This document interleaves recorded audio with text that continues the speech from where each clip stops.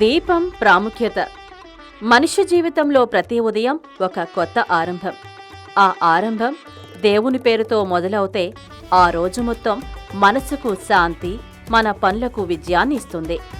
వేదాలు చెబుతున్నాయి, తమసోమ జ్యోతిర్గమయ అంటే చీకటి నుండి వెలుగులోకి నడిపించమని ప్రార్థన. ఈ చీకటి అంటే కేవలం రాత్రి చీకటి కాదు, మనలోని భయం, కోపం, ఆశలు కూడా అదే చీకటి.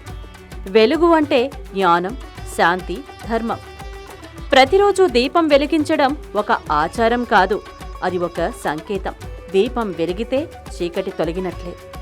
దేవుని పేరు మనసులో వెలిగితే మన లోపలి సమస్యలు కూడా తొలగిపోతాయి.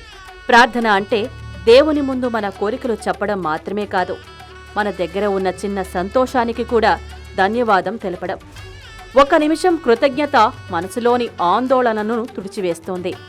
అందుకే ప్రతిరోజు ఒక చిన్న ప్రార్థన చేయండి. ఒకసారి ఓం జపించండి, ఒక దీపం వెలిగించండి. చిన్న చర్య అయినా అది మీ జీవితానికి పెద్ద శాంతి, సంతోషం తెచ్చిపెడుతుంది.